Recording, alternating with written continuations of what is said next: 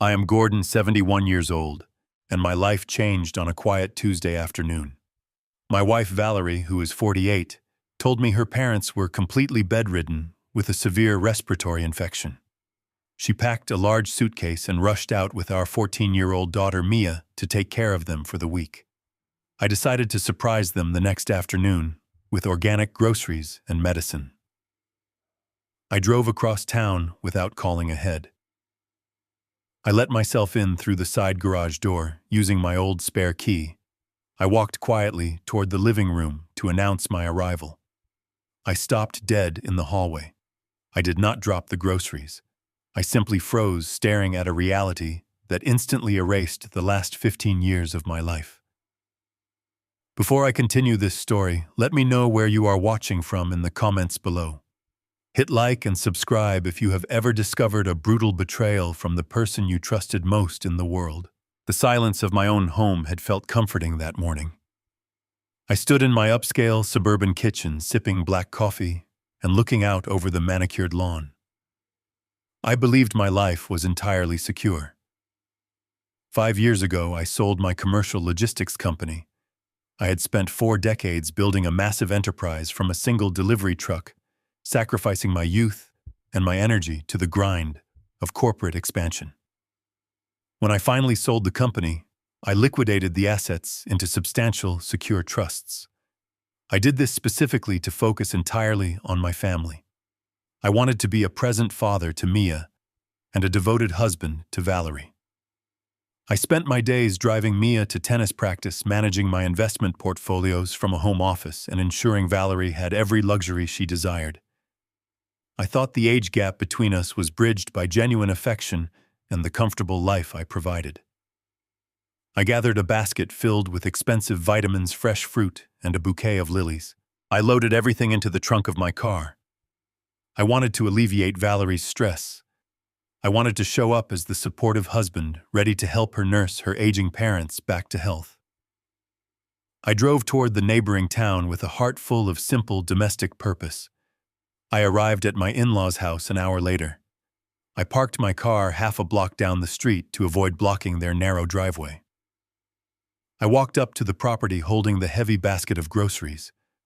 I approached the side garage door, knowing the code from the many times I had come over to fix their plumbing or check their furnace. The house was quiet from the outside. I stepped into the dim mudroom and closed the door softly behind me. I expected to hear the sounds of illness. I expected coughing, the hum of a humidifier, or the quiet footsteps of Valerie tending to her sick mother. Instead, I heard the sharp, distinct clinking of crystal glasses. I heard rich, genuine laughter. It was not the nervous laughter of a worried daughter. It was the relaxed, victorious laughter of a woman celebrating. I set the grocery basket down on a rubber mat without making a sound. I crept down the carpeted hallway toward the living room. I pressed my back against the wall and peered around the doorframe. Valerie was not wearing the sweatpants and messy bun she usually wore when doing chores. She wore a tailored designer dress I had bought her for our anniversary. Her parents were nowhere to be seen. I knew instantly that they were on the 2-week luxury cruise I had paid for months ago. Valerie was sitting on the expensive leather sofa with a younger man. He wore a sharp suit and possessed the arrogant posture of a junior stockbroker. I recognized him vaguely as Bradley, a financial consultant Valerie had recently mentioned meeting at a charity gala. Across from them sat a stern-looking woman with a heavy binder and an official stamp resting on the coffee table. She was a notary public. I held my breath and listened. The betrayal unfolded in clear, businesslike terms right in front of me. They were reviewing a document. Valerie leaned forward, her voice dripping with absolute contempt. She openly bragged to Bradley about how easily she had faked her parents' illness to get Mia out of the house and safely tucked away at a friend's sleepover across town. She needed total privacy for this meeting. The document on the table was a forged, comprehensive power of attorney. Valerie detailed her plan with chilling precision. She intended to use this flawlessly forged document to bypass the security measures on my primary retirement trust.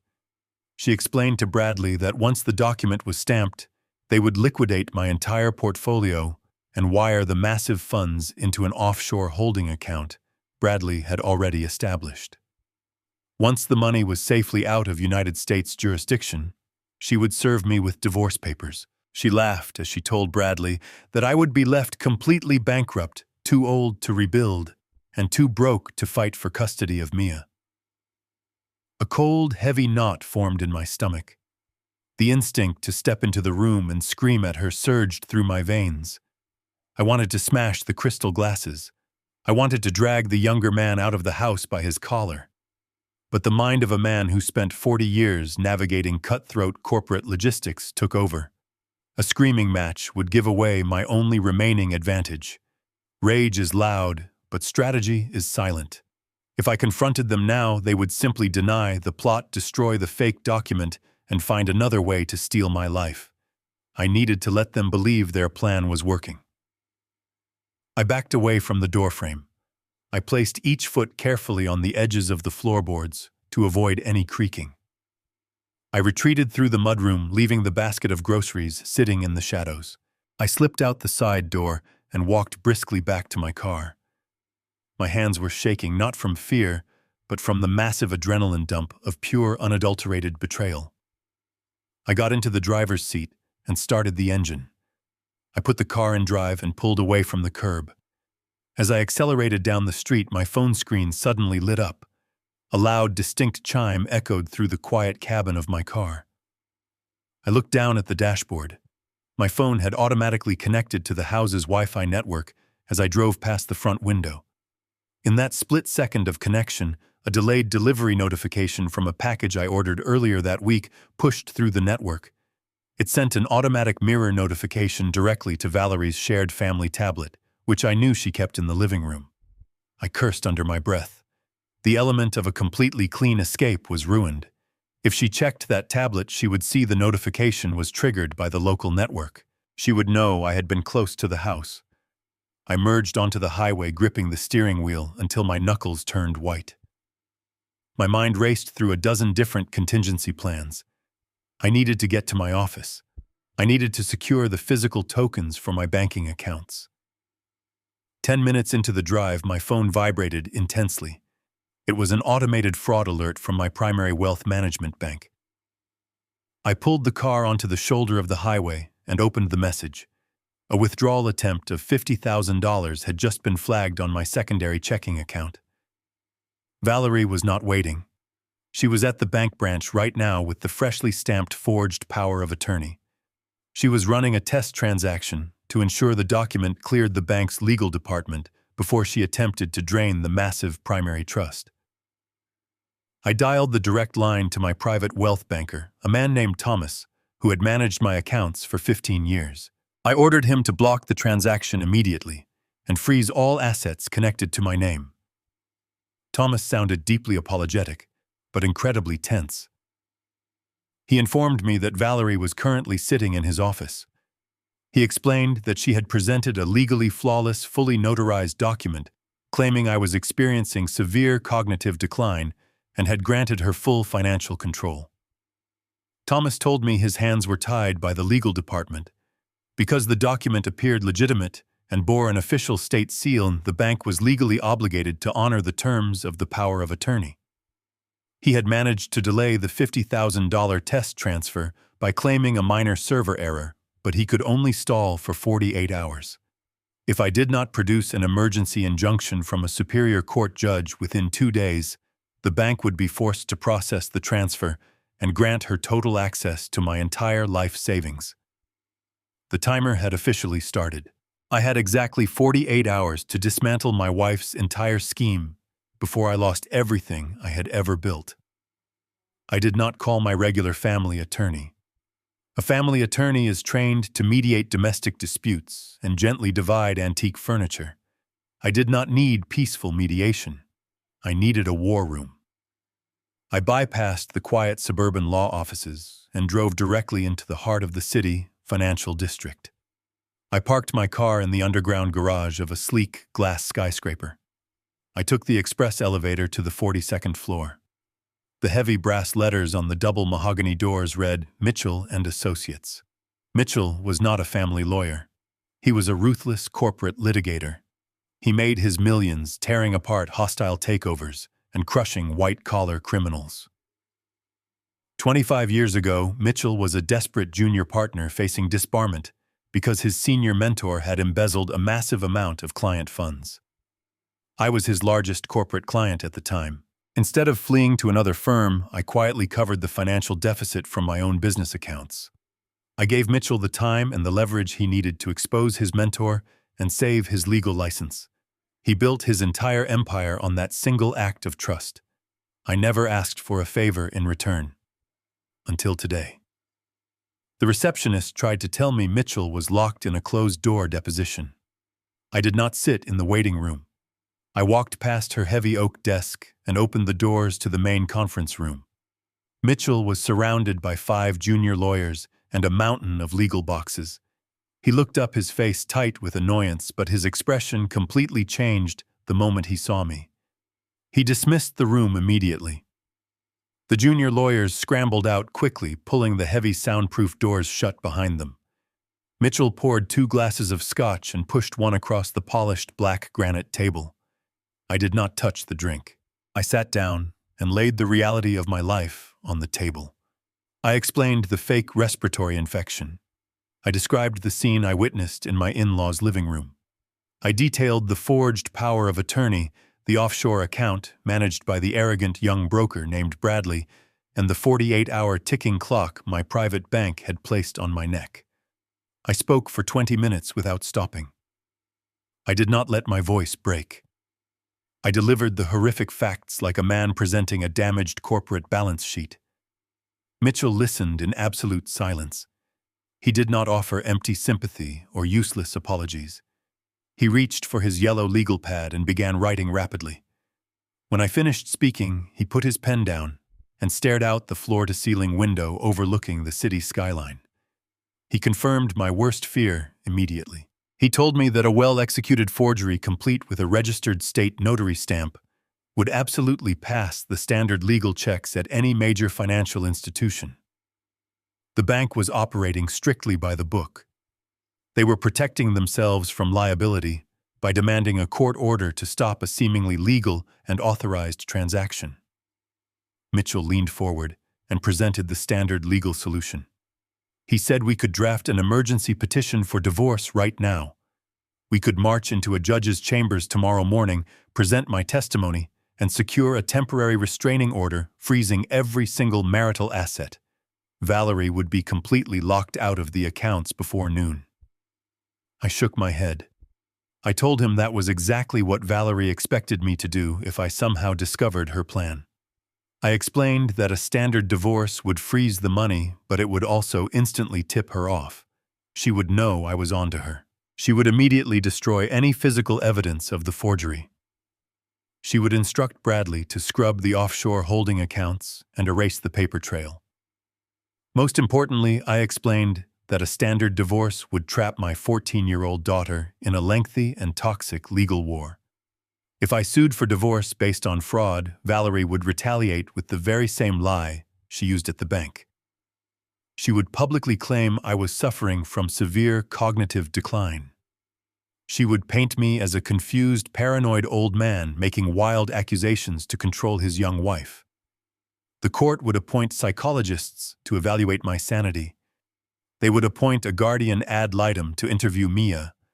My daughter would be forced to sit in sterile rooms and answer endless questions about her father's mental state. She would be used as a pawn in a brutal custody battle. Valerie would drag the legal process out for years, draining my remaining funds through endless attorney fees. I refused to let my daughter become collateral damage. I refused to put Mia on a witness stand and force her to choose between her parents. Mitchell took a slow sip of his scotch. He understood perfectly. A frontal assault would save the money temporarily, but it would destroy the family permanently. We needed a completely different approach. We needed a strategy that protected the core assets, secured my daughter, and completely neutralized Valerie without giving her a single moment to react. We needed to let her believe she had won the game right up until the exact second the cage snapped shut. I told Mitchell that we were not going to stop the bank transfer. I told him we were going to let Valerie and Bradley use that forged document. I wanted them to take the money. Mitchell stared at me as if the cognitive decline was actually real. He reminded me that the primary retirement trust held the vast majority of my liquid wealth. He warned me that if that money crossed international borders into an offshore account, it was gone forever. United States federal jurisdiction would not reach it. I would be destitute. I smiled for the first time that day. It was a cold, heavily calculated smile. I reminded Mitchell of a massive corporate buyout of a rival logistics firm we had engineered together in the late 90s. I reminded him of the specific legal loophole we used to hollow out a company right before a hostile takeover attempt. I told him that I did not just want to stop my wife from stealing my money. I wanted her to steal a bomb. I wanted her to sign her own name to a financial catastrophe that she could never escape. Mitchell's eyes widened as the memory of that old corporate strategy clicked into place. The hesitation vanished from his face. He set his glass down and pulled a fresh legal pad across the table. He picked up his pen and asked me exactly how much damage I wanted to inflict on the people who tried to destroy me. I told him I wanted total ruin. We had less than 40 hours left to restructure my entire financial existence. We did not leave that conference room until the sun went down. The sun dipped below the city skyline, casting long shadows across the polished granite table in the conference room. We did not turn on the overhead lights. We worked by the cold glow of 3 laptop screens. Mitchell unbuttoned his suit jacket and rolled up his sleeves. We had exactly 40 hours left to restructure my entire financial existence before Valerie used her forged document to wipe me out. I told Mitchell we were not going to freeze the accounts. I told him we were going to perform a toxic asset swap on my own life savings. In 1994, my logistics company was targeted by a massive corporate conglomerate. They attempted a brutal, hostile takeover. They wanted to buy my company out from under me, drain its valuable assets, and leave me with a hollow shell. I survived that year by learning their dark tactics. I spent weeks sleeping on my office floor, studying how corporate raiders moved money. I learned that wealth is not just cash in a vault. Wealth is often just the perception of cash. I learned how to move the actual genuine value of an entity out the back door while leaving the front facade perfectly painted. You strip the genuine capital out of a holding company and replace it with highly leveraged debt that looks exactly like cash on a digital balance sheet. By the time the hostile buyer takes control and looks under the hood, they realize they have just purchased a mountain of toxic liability. That was the exact maneuver I needed to execute tonight. First, we needed to protect the real money. I authorized Mitchell to bring in his senior estate planner. We immediately drafted the paperwork for an irrevocable generation skipping trust. The word irrevocable is the most absolute word in the American legal system. Once I signed my name to that document, the money no longer belonged to me. It could not be touched by a divorce decree. It could not be seized by a spouse claiming marital assets. It could not even be accessed by me if I changed my mind 10 years down the road. The money belonged entirely and exclusively to my 14-year-old daughter, Mia. Because Mia was a minor, the trust required an administrator. I named Mitchell as the sole independent trustee. I was legally handing over control of my entire fortune to another man.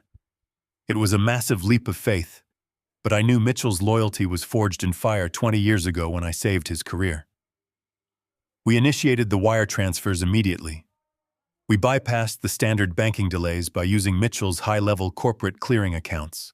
We moved $22 million of genuine liquid capital out of my primary retirement trust and locked it securely into Mia's new account. I watched Mitchell apply his heavy notary stamp to the final pages. I felt a profound, heavy sense of relief wash over my shoulders. My life's work was finally safe. Mia would never have to worry about paying for university, buying a home, or securing her future. She was completely insulated from the financial war I was about to wage. But my primary retirement trust was now completely empty. This presented a catastrophic problem. Valerie and her arrogant broker Bradley were going to check that specific account balance tomorrow morning before they finalized their massive theft. If Valerie logged in and saw a zero balance, the game was over. She would panic immediately. She would know I had discovered her plot. She would abort the offshore wire transfer and instantly destroy the forged power of attorney to eliminate the criminal evidence. She would then pivot her strategy, claim I was hiding marital assets, and file for a brutal, highly public divorce. She would drag Mia through the family court system just to punish me. The old trust account needed to look completely untouched. It needed to show exactly $22 million in cash when she logged in. This is where the trap required me to risk absolutely everything I had left. I still owned the physical real estate of 3 massive commercial warehouses near the coastal shipping ports. These properties were fully paid off. They generated a steady, reliable rental income. They were my absolute last financial safety net. If my investments failed, those buildings guaranteed I would never go hungry. I picked up my cell phone and called the executive vice president of commercial lending at my bank. I had known the man for 20 years. I told him I needed to activate the absolute maximum limit on my commercial lines of credit. I authorized the bank to place a direct lien on all 3 of my warehouses. I told him I needed to borrow $22 million on a short-term, high-interest commercial margin loan. The banker went silent on the phone. He warned me that the interest rate on a loan of that size executed with 0 notice was astronomical.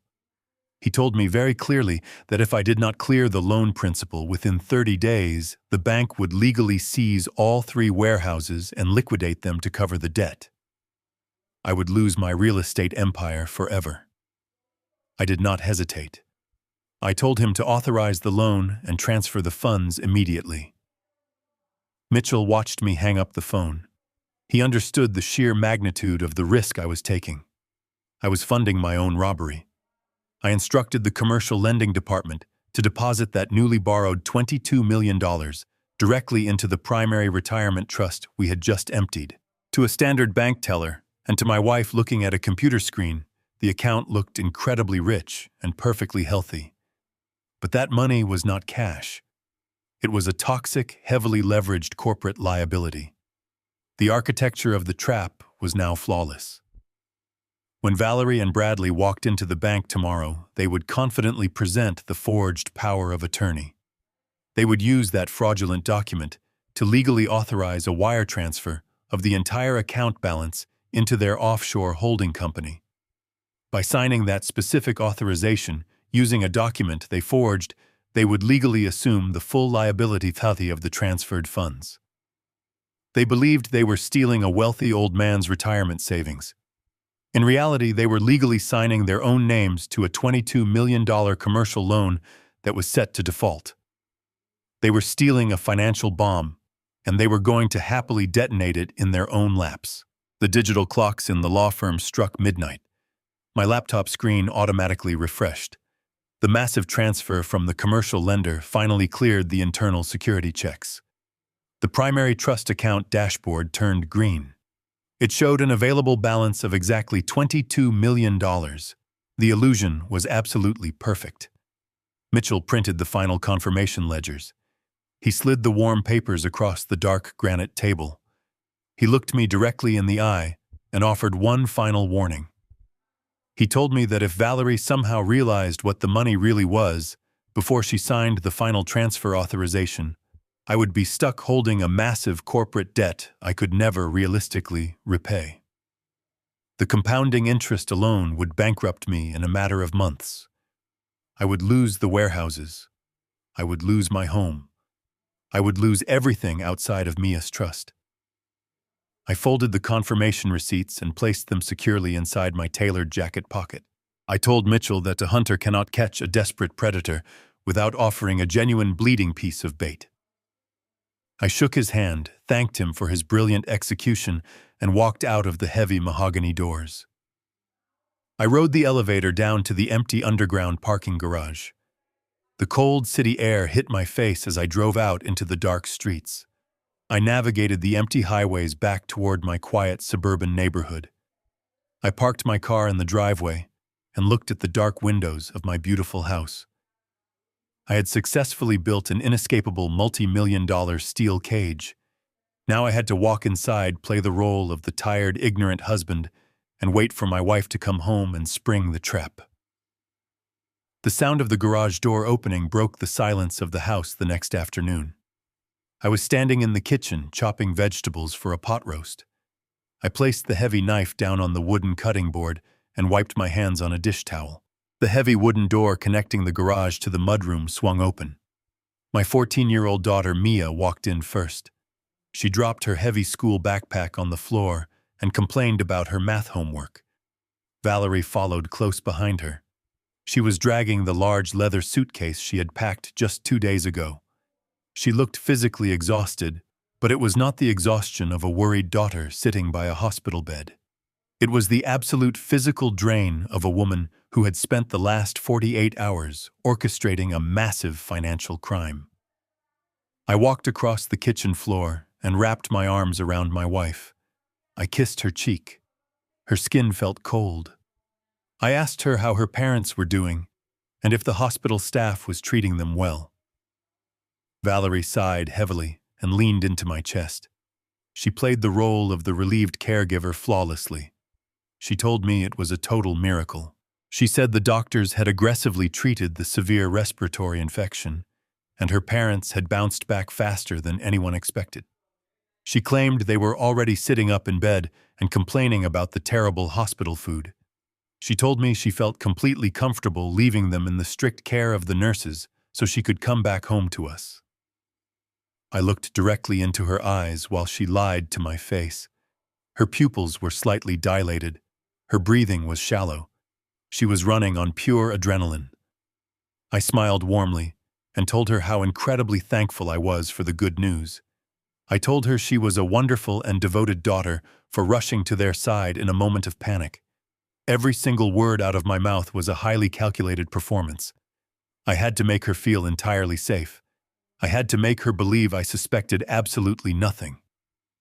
I insisted she sit down at the kitchen island and rest while I finished cooking dinner. I wanted to create a picture of perfect domestic harmony. I seasoned the roast and placed it in the oven. I moved around the kitchen preparing a salad and pouring drinks. While I worked, I watched Valerie closely out of the corner of my eye. She was sitting on the high stool with a glass of crisp white wine. She kept glancing down at her cellular phone resting on the marble counter. Her fingers typed rapid, tiny messages. I knew exactly who was on the receiving end. She was updating Bradley. They were finalizing the precise logistics for their visit to the bank the next morning. Mia sat at the dining table telling us all about her weekend sleepover. She talked about the movies she watched and the junk food she ate. She was completely unaware that the foundation of her entire family was currently rigged with financial explosives. Looking at my daughter made my chest ache, but it also hardened my resolve. I poured Valerie a second glass of wine. I wanted her relaxed. I wanted her overconfident. I wanted her to feel invincible. We sat down to eat as a family an hour later. The dining room felt like a theater stage where only one of us knew the actual script. Valerie took a delicate bite of her food and casually shifted the conversation. She placed her silver fork down on the plate and reached across the polished wooden table to touch my hand. She smiled brightly and said she wanted to make up for all the stress and distance of the past few days. She told me our wedding anniversary was coming up next month, and she wanted to plan a spectacular surprise trip for just the two of us. She suggested a romantic week in Europe, or perhaps renting a private luxury villa in the Caribbean. She said she needed to handle all the travel bookings tomorrow morning while I was busy working in my home office. Then she dropped the final piece of the puzzle right onto the center of the table. She asked me where I kept my physical passport. She claimed she needed my exact document number and the official expiration date to secure the international flight tickets and hotel reservations. I chewed my food slowly. I did not blink. I did not pull my hand away from hers. I knew instantly and exactly why she needed my physical passport. An international wire transfer of $22 million into an offshore holding company triggers massive federal oversight. The bank cannot simply rely on a forged piece of paper for an international transaction of that massive magnitude. Strict international anti-money laundering regulations require physical government-issued identification to verify the identity of the primary account holder authorizing the transfer. Valerie and Bradley had clearly run into a bureaucratic wall during their test run. The bank tellers needed my actual passport to scan into the federal banking system tomorrow to force the massive wire transfer through the security protocols. The surprise anniversary trip was just a pathetic and transparent lie. It was a fabricated excuse to get her hands on the final physical key to my financial vault. She needed me to hand her the weapon she was going to use to destroy me. I smiled gently at her. I squeezed her hand back. I told her a surprise international trip sounded absolutely wonderful. I told her I would be thrilled to get away for a week and relax on a warm beach with the woman I loved. I wiped my mouth with a linen napkin and told her the passport was locked safely in the top drawer of my heavy filing cabinet in the study.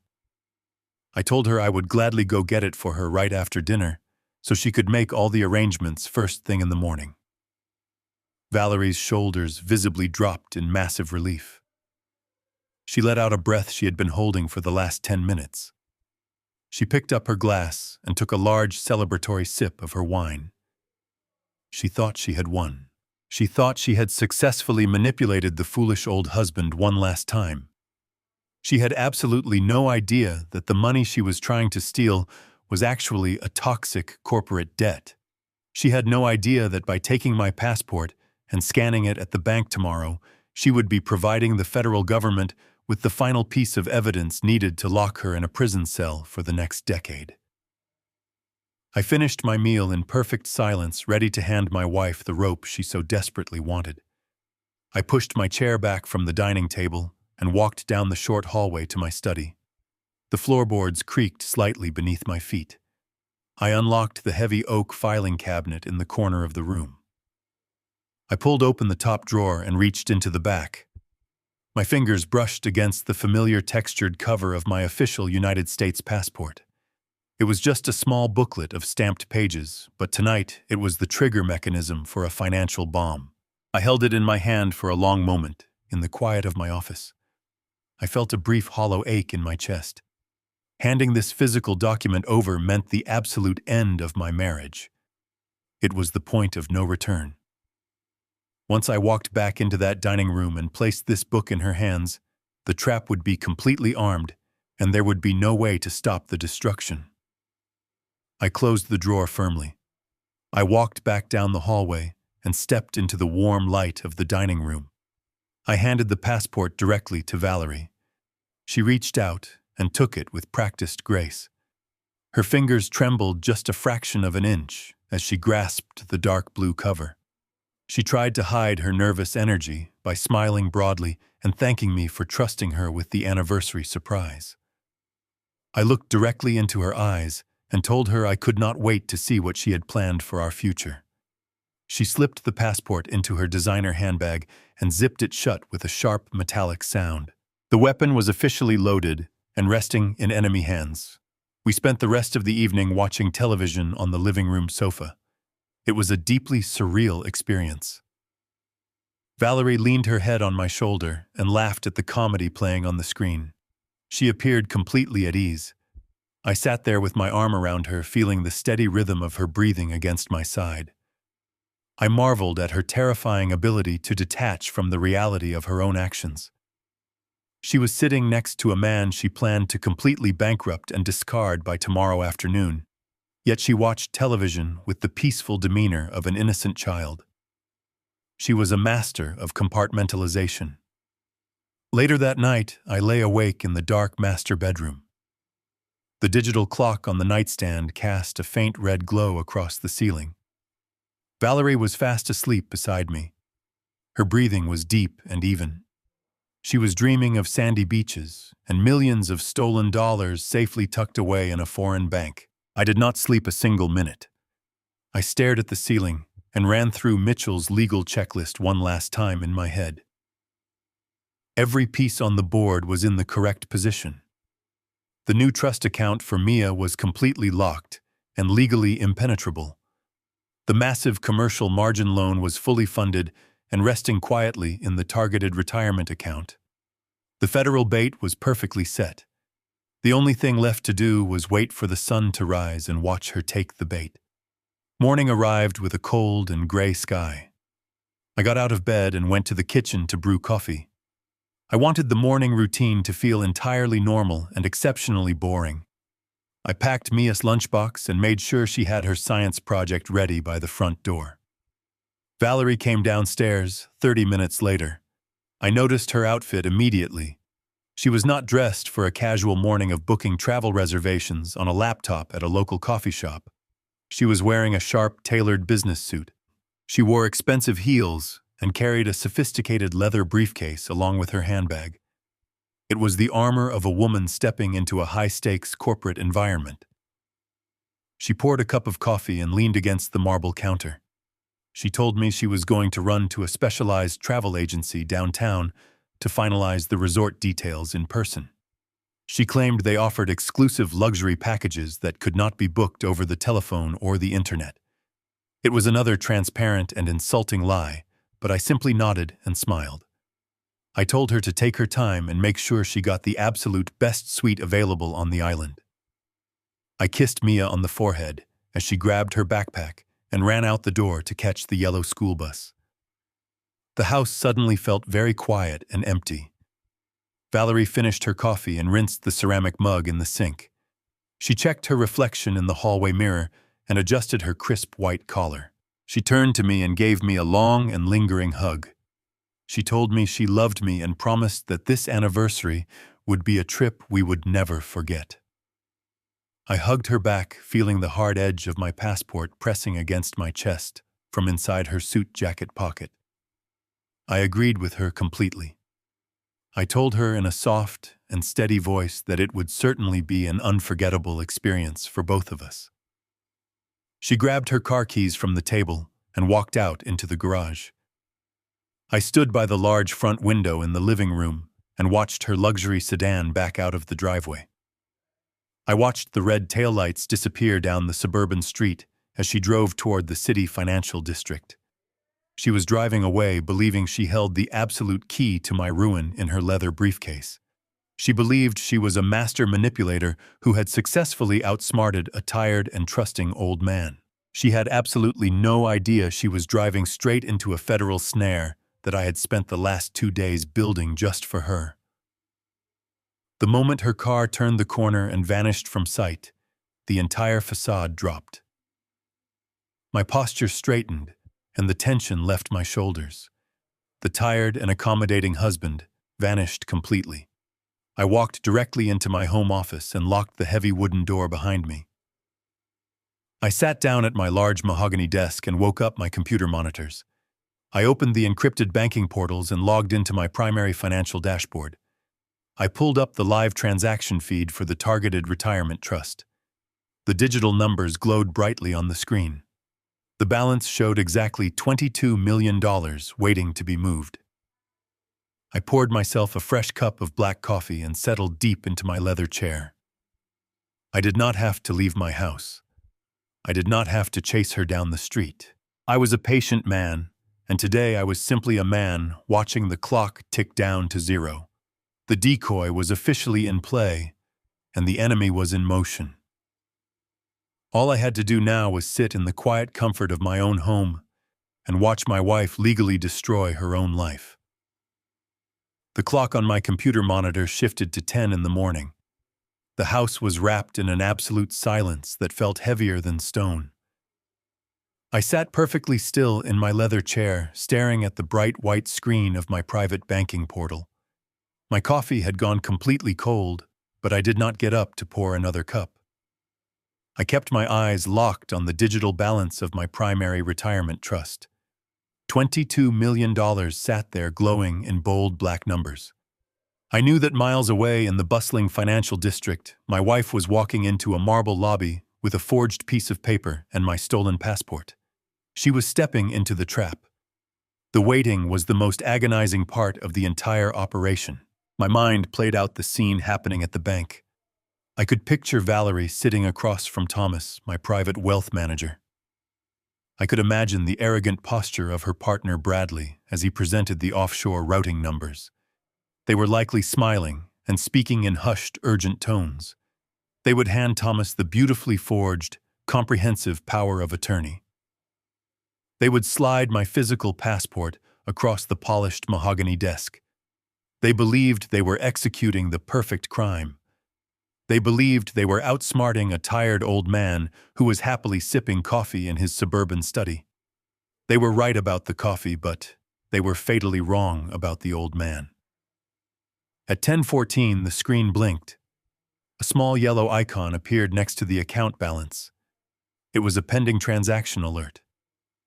My heart began to beat with a slow, heavy rhythm against my ribs. The bank teller had just initiated the wire transfer. The system was now processing the request. I leaned closer to the monitor. I watched as the secure portal requested additional verification for a transfer of this massive magnitude. I knew exactly what the bank employee was doing at that very moment. They were taking my physical passport and scanning the barcode at the bottom of the photo page. They were uploading the biometric data into the federal banking system to clear the stringent anti-money laundering protocols. The yellow pending icon spun in a continuous circle. It felt as though time had completely stopped inside my home office. I watched the spinning circle and thought about the last 15 years of my marriage. I thought about the thousands of dinners we shared, the vacations we took, and the comfortable life I had provided. I wondered if Valerie felt even a single moment of hesitation before she authorized the theft. I wondered if she felt any guilt about leaving the father of her child completely destitute. The spinning circle on the screen answered my question. There was no hesitation. There was only greed. At 10:19, the yellow icon turned into a solid red warning triangle. A security prompt flashed across my screen. The bank was placing a mandatory 10-minute hold on the international wire transfer to allow the primary account holder one final chance to cancel the transaction. This was the final internal fail-safe. If I picked up my phone right now and called the fraud department, the entire transfer would be immediately aborted. I could stop the theft. I could freeze the funds. I could save my marriage from completely dissolving into a criminal indictment. I did not pick up the phone. I took my hands off the keyboard and rested them on my lap. I watched the security timer count down from 10 minutes. I watched the seconds tick away with absolute clarity. I was not going to stop her. I was going to let her walk right off the edge of the cliff. The timer reached 0.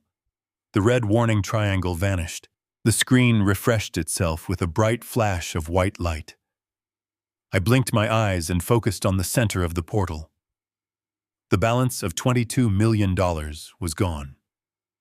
In its place was a single black zero. The account had been completely drained. The massive sum of money had successfully left the United States banking system and was currently flying through international routing channels toward Bradley's offshore holding company. The theft was officially complete. Valerie had just stolen my entire visible life savings. A deep rumbling laugh built up in the back of my throat. It was not a happy sound. It was the dark, heavy sound of a man who had just successfully executed the most dangerous gamble of his entire life. I reached over and printed the final transaction receipt. I listened to the printer hum and grind as it produced the physical proof of her crime. I took the warm piece of paper and laid it flat on my massive wooden desk. Valerie and Bradley were probably walking out of the bank right now, celebrating their massive victory. They were probably talking about the tropical beaches and the luxury cars they were going to buy. They had absolutely no idea what they had actually just done. They did not understand the intricate mechanics of corporate finance. They thought wealth was just a number on a screen. They did not steal my cash. My actual cash was locked away safely in an impenetrable generation skipping trust for my daughter Mia.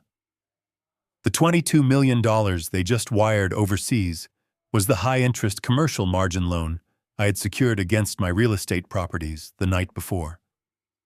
By presenting a forged power of attorney and physically scanning my stolen passport, Valerie and Bradley had fraudulently authorized the movement of those borrowed funds. In the eyes of the law and the banking institution, they had just actively assumed total personal liability for the entire multi-million-dollar debt. Because they used criminal forgery to execute the transfer, they stripped away all the corporate protections and legal firewalls I had originally established. They attached the massive financial liability directly to their own names and their own holding company. They had just stolen a ticking time bomb. The commercial bank would immediately recognize that the collateral funds had been illegally moved offshore without proper authorization from the true loan guarantor. The loan would automatically default by the end of the business day. The massive compounding interest would begin immediately. Valerie and Bradley were now personally on the hook for $22 million of toxic debt that they could never possibly repay. But the trap was even deeper than simple civil debt. Because they moved the fraudulent funds across international borders, they had just elevated a domestic marital dispute into a massive federal crime. They had committed textbook interstate wire fraud and international money laundering. They had used the banking system to execute a severe federal felony. I picked up the printed receipt and folded it perfectly in half. The waiting was over. The silent adjustment phase was complete. It was time to switch from defense to offense. I needed to act very quickly before they realized the money they stole was tainted. I closed my banking portal and shut down the computer monitors. I stood up from my desk feeling lighter and stronger than I had in years. I walked out of my study and headed toward the front door. I needed to secure my daughter, and then I needed to introduce my wife to the devastating consequences of her own greed. I folded the printed receipt and placed it securely inside my inner suit jacket pocket. The financial trap was fully sprung, but a trap without a hunter is just a temporary cage. I needed to bring the absolute crushing weight of the federal government down upon my wife and her arrogant financial broker. I picked up the telephone on my heavy mahogany desk and dialed a direct unlisted number my attorney Mitchell had provided me the night before. I was not calling the local police station in our suburban town. Local police deal with stolen bicycles and minor domestic disputes. I was reporting a $22 million interstate corporate theft. I called the regional field office of the Federal Bureau of Investigation. The operator transferred my call directly to the white-collar crime division. A senior agent answered the phone with a sharp and highly professional tone. I did not waste a single second of his time with emotional stories about a broken marriage or a fake respiratory infection. I spoke to him using the precise legal terminology Mitchell had drilled into my head during our marathon session in the war room. I informed the federal agent that a massive case of interstate wire fraud had just been executed precisely 12 minutes ago. I explained that an unauthorized individual used a criminally forged, comprehensive power of attorney to access a protected domestic trust account. I told him the stolen funds were immediately wired across state lines into a corporate holding company registered in Delaware under the name of a licensed financial broker. The agent asked for the exact dollar amount of the fraudulent transfer. When I told him the sum was exactly $22 million, the atmosphere on the telephone shifted instantly. A financial theft of that massive magnitude automatically triggered immediate federal jurisdiction and priority response from the agency. I could hear the agent typing rapidly on his mechanical keyboard. I gave him Bradley's full legal name, his corporate licensing numbers, and the exact routing information from the transaction receipt sitting on my desk. I explained the most crucial and devastating detail of the entire operation. I told the agent that the transferred money was not liquid cash, but a highly leveraged commercial margin loan secured against my domestic commercial real estate properties. I explained that the perpetrators had unknowingly assumed a massive corporate liability by forging the authorization and moving the money across international borders. The federal agent understood the sheer gravity of the situation immediately. He told me that moving fraudulent funds across state lines constituted a severe federal felony under the wire fraud statutes. He asked if I possessed physical proof of the forgery and the unauthorized transfer. I told him my corporate attorney possessed the original master documents, the notarized affidavits, and the digital server logs proving the illegal entry into the account. I provided Mitchell's direct contact information and authorized the Federal Bureau to coordinate entirely with my legal team. The agent instructed me to remain available and stated that an emergency subpoena would be issued to freeze the destination accounts within the hour. I thanked him respectfully and hung up the telephone. Valerie was no longer just a cheating spouse plotting a divorce. She was now an active target of a massive federal criminal investigation. I walked out of my study and grabbed my car keys from the kitchen counter. The financial warfare was successfully delegated to the federal authorities. My only remaining priority in the world was the physical and emotional safety of my 14-year-old daughter. Valerie was ruthless and calculating. Once the federal agents froze Bradley's offshore accounts and the commercial bank realized the margin loan had been fraudulently moved, Valerie would realize she was completely trapped. A trapped predator is incredibly dangerous and highly unpredictable. I knew her very first instinct would be to run straight to Mia. She would attempt to use our daughter as an emotional shield or a bargaining chip in the inevitable legal battle to save herself from prison. I absolutely refused to let my child become collateral damage in a war she did not create and did not understand. I drove out of my quiet suburban neighborhood and headed directly toward the local middle school. The midday traffic was light, and the drive took less than 15 minutes. I pulled my car into the visitor parking lot and walked into the main administrative office. The school secretary smiled at me warmly from behind the front desk. I signed the official early dismissal ledger with a steady hand. I told the secretary that Mia had an emergency dental appointment to fix a painfully broken orthodontic bracket. The secretary did not question me for a single second. I was a familiar face at the school. I was the father who attended every parent-teacher conference and volunteered at the science fairs while Valerie was busy at charity luncheons. The secretary pressed the intercom button and called Mia's classroom to send her down to the main office immediately. I stood by the wooden door, waiting for my daughter. 5 minutes later, Mia walked into the office carrying her heavy school backpack. She looked confused, but undeniably happy to be excused from her afternoon mathematics exam. She asked me what was wrong with her braces. I smiled gently and took her heavy backpack from her shoulders. I told her teeth were perfectly fine, but we needed to take a sudden detour for the afternoon. I thanked the secretary for her help and guided my daughter out the double-glass doors into the bright afternoon sunlight. We walked to the car, and I opened the passenger door for her. Once we were both buckled inside, I started the engine, but I did not put the car in drive. I turned in my leather seat and looked directly at my daughter. She could sense the immediate shift in my demeanor. The casual, fatherly smile was gone. I needed to prepare her for the hurricane that was about to hit our family. I did not tell her the brutal graphic details of her mother's infidelity or the complex mechanics of the financial trap. She was too young to carry the burden of those adult failures. I told Mia that her mother and I were going to be separating immediately. I kept my voice incredibly calm and steady to prevent her from panicking.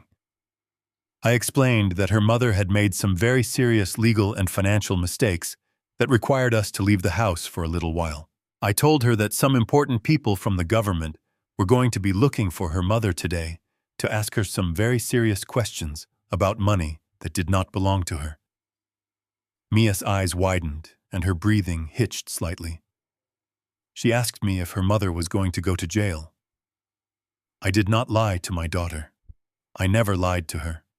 I told her that adults have to face very harsh consequences when they break the law, and that her mother was no exception to those rules. I reached across the center console and held my daughter's hand tightly. I promised her that no matter what happened over the next few weeks, she was completely safe. I told her that her future was entirely secure and that my only job in the entire world was to protect her from any harm. I told her we were going to go stay at a very nice hotel downtown near my attorney's office for a few days until the initial dust settled. Mia squeezed my hand back. A single tear rolled down her cheek, but she nodded her head in brave understanding. She was a smart and resilient girl. She trusted me completely because I had spent her entire life proving I would always protect her. I put the car in drive and pulled out of the school parking lot. We drove toward the city skyline, leaving our quiet suburban town and our old life completely behind us. By securing Mia, I had just removed the absolute final weapon from Valerie's arsenal. She had no money to hire a defense attorney. She had no home to return to once Mitchell's security team changed the locks on the house. And now she had absolutely no access to the daughter she planned to use as emotional leverage. The federal net was closing rapidly around the city, and my wife was standing completely alone right in the center of it, with absolutely nowhere to run. I knew exactly where they would go to celebrate. When you believe you have just successfully stolen $22 million, you do not eat a sandwich in your car. You go to the most exclusive restaurant in the city to drink champagne and toast to your own brilliance. I parked my car with the valet at the front of Le Petit Chateau. It was an incredibly pretentious French restaurant located in the heart of the financial district. The interior was heavily decorated with crystal chandeliers, dark mahogany wood, and plush velvet booths. It was the kind of place where corporate raiders went to celebrate hostile takeover. It was the perfect stage for the final act of my marriage. I handed my coat to the hostess and walked slowly into the main dining room. I did not rush. My heart was beating with a slow and steady rhythm. The classical music playing softly from the hidden speakers felt like the soundtrack to a funeral. I scanned the room and found them immediately. They were sitting in a private corner booth near the back window. The afternoon sun caught the bright gold foil on the neck of a very expensive bottle of champagne, resting in a silver ice bucket beside their table. Valerie was leaning across the white linen tablecloth, smiling radiantly. She looked younger and more vibrant than she had in years. Bradley was sitting next to her wearing his tailored suit with his jacket unbuttoned. He was holding a crystal flute of champagne and laughing at something she had just said. They looked like two people who had just conquered the world. I walked across the dining room floor. My footsteps were completely silent on the thick imported carpet. I did not storm over to their table. I did not clench my fists or grind my teeth.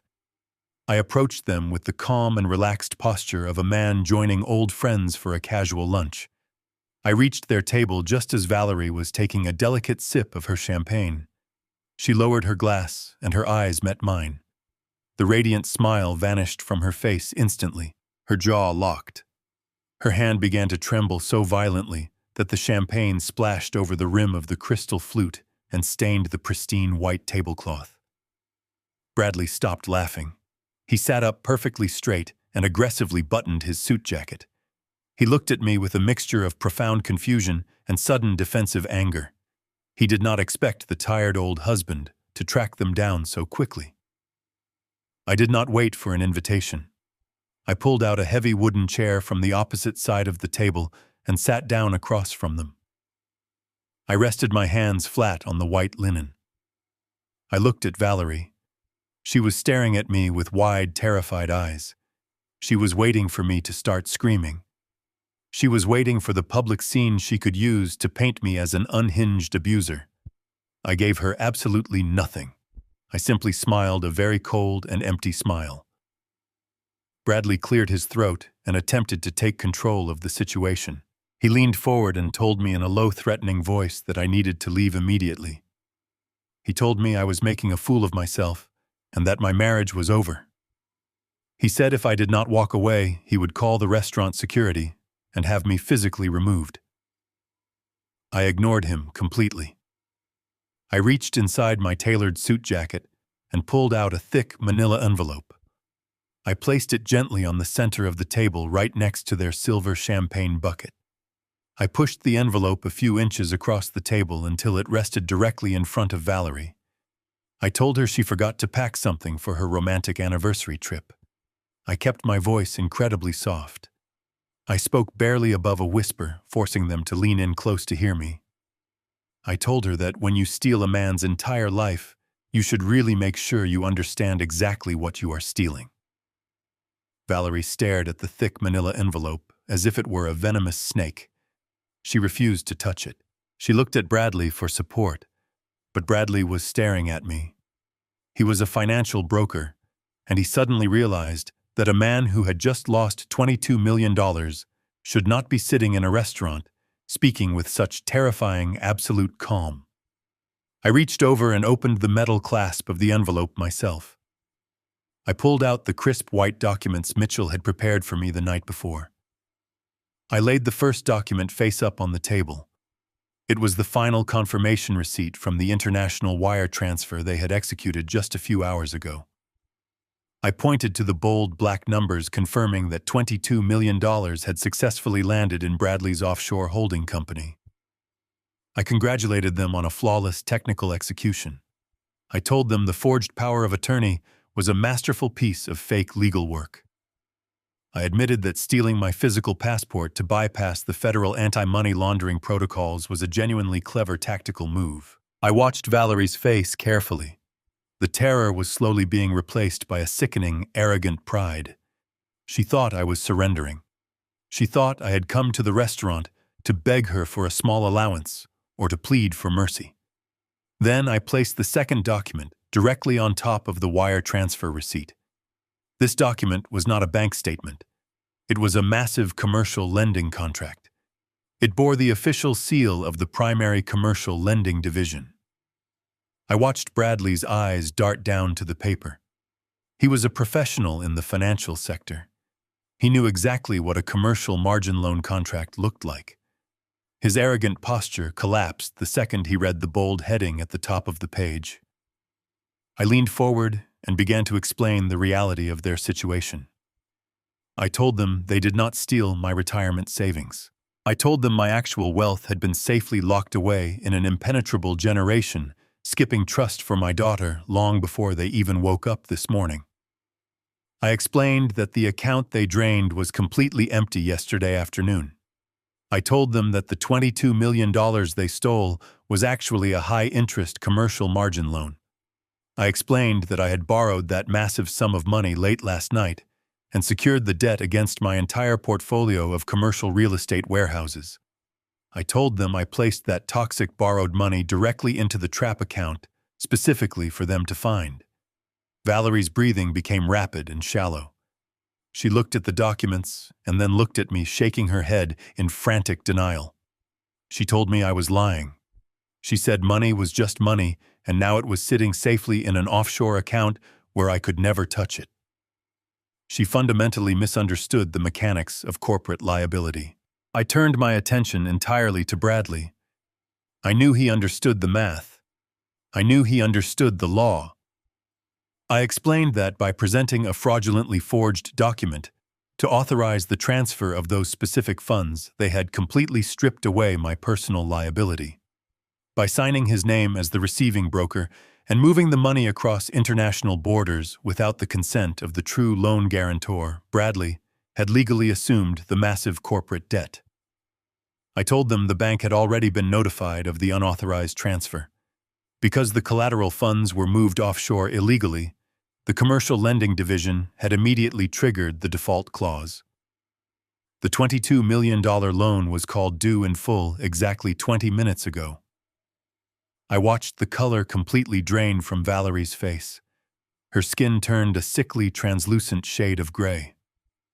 The reality of the trap finally broke through her walls of denial. She realized she was not a wealthy, independent woman. She was a woman who had just signed her name to a $22 million corporate debt she could never repay. She looked at Bradley with wild, desperate eyes, demanding that he fix the problem. demanding that he tell her I was making it all up. Bradley did not say a word to her. He was sweating profusely.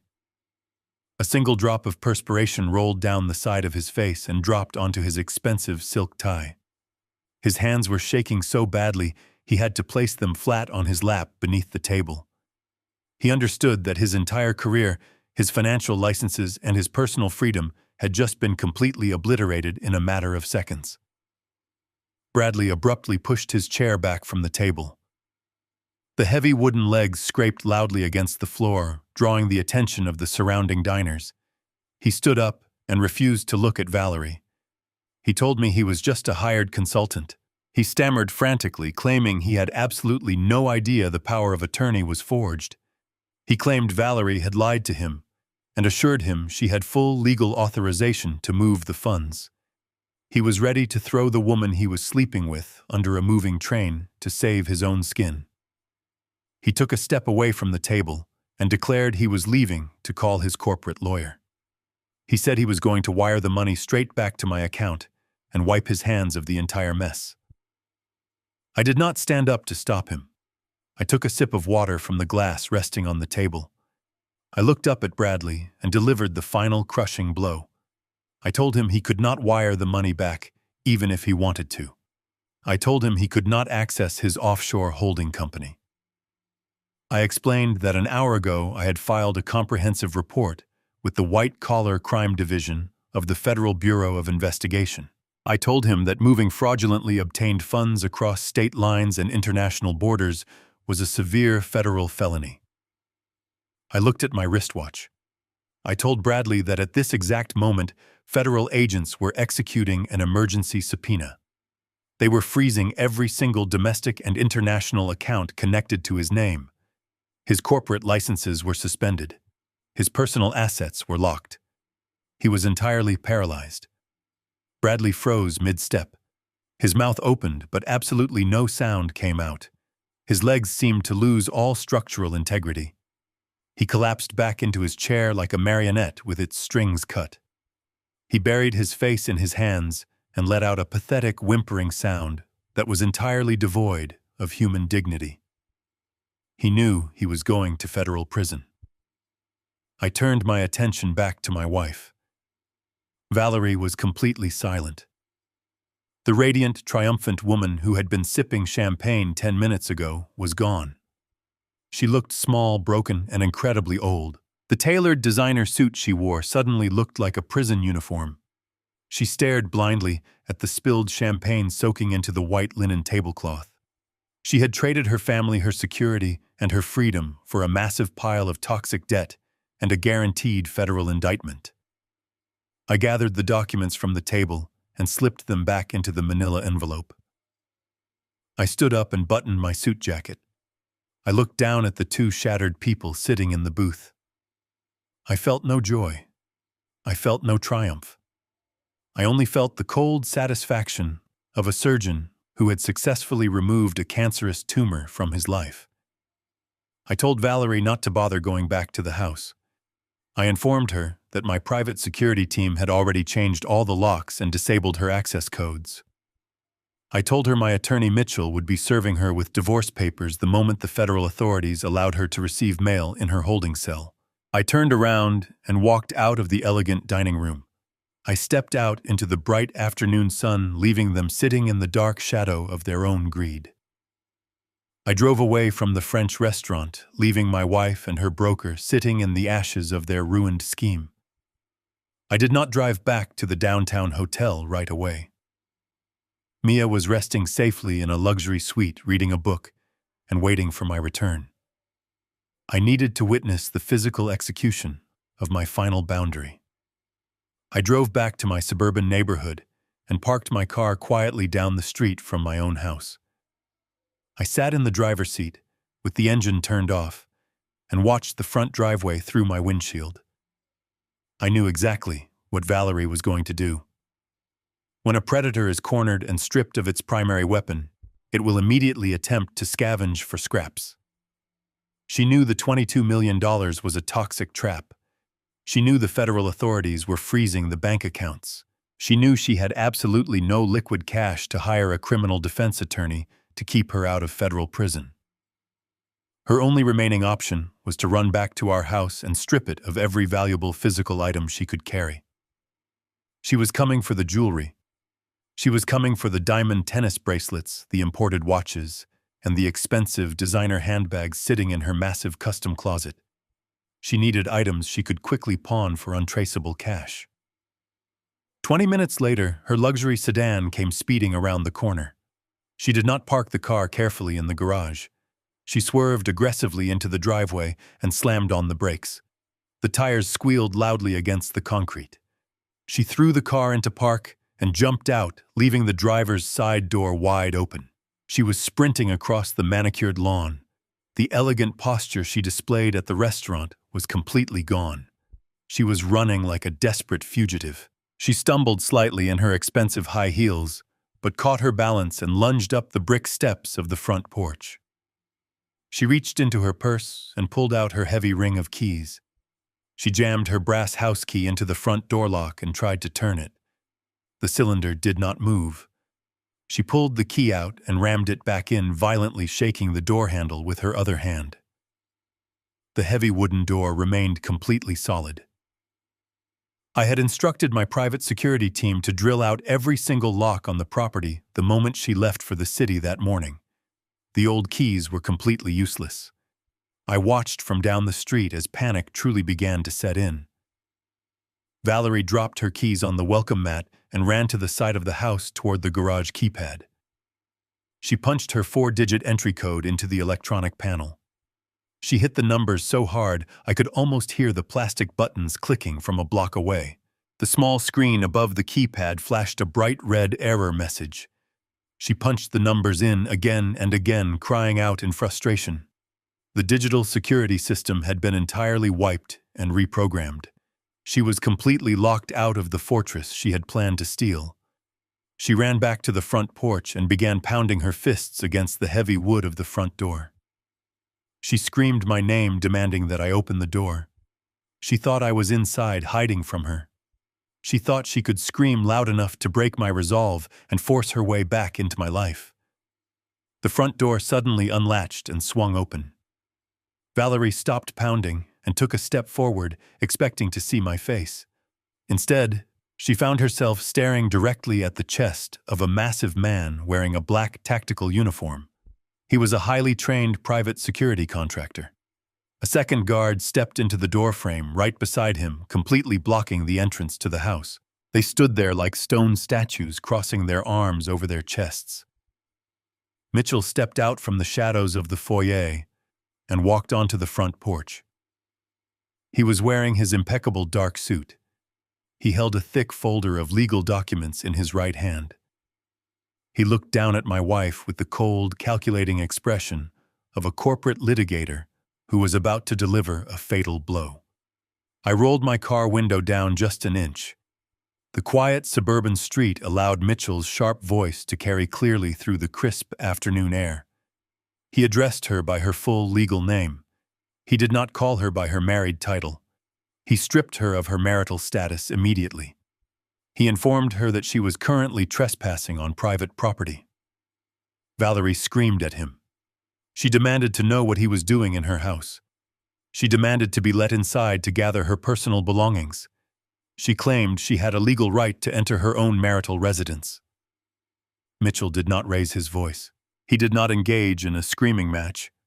He simply opened the thick folder he was carrying and pulled out a stack of heavily stamped legal papers. He held them out toward her.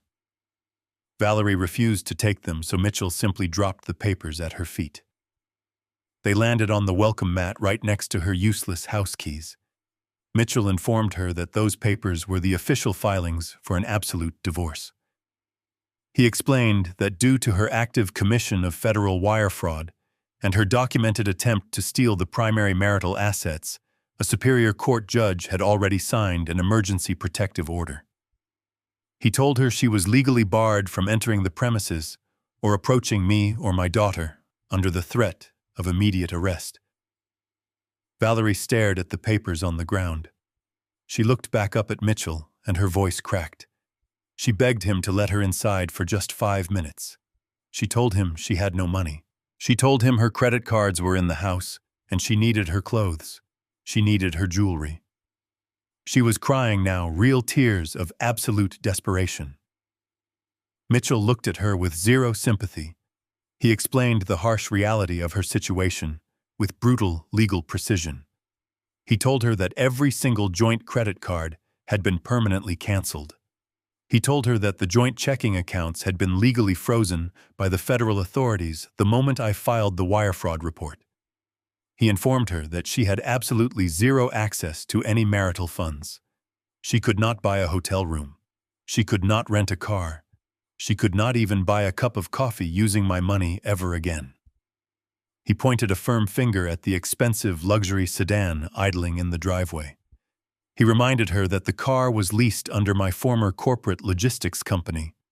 He told her that if she drove that vehicle off the property, he would immediately report it stolen to the local police department. He instructed her to take her purse and walk away from the house immediately.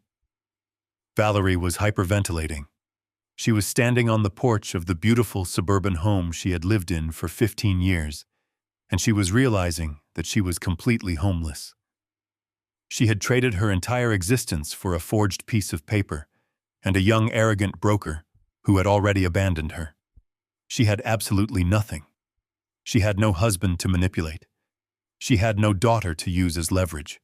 She had no jewelry to sell. She had no money and no shelter. Mitchell delivered the final piece of information before he closed the door. He told her that the Federal Bureau of Investigation had just issued a formal warrant for her arrest regarding the fraudulent wire transfer. He advised her to walk to the nearest police station and surrender herself peacefully before the federal marshals tracked her down. He told her it was the only piece of free legal advice she was ever going to get from him, a psalm. Mitchell turned around and walked back into the house. The two private security contractors stepped backward and pulled the heavy wooden door shut. The deadbolts clicked loudly, locking Valerie outside forever. She stood on the front porch, completely paralyzed. She looked at the divorce papers resting on the mat. She looked at the idling car she was no longer allowed to drive. She slowly turned around and walked down the brick steps.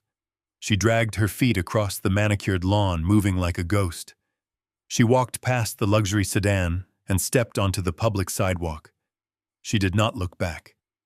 She began walking aimlessly down the street, clutching her designer handbag against her chest.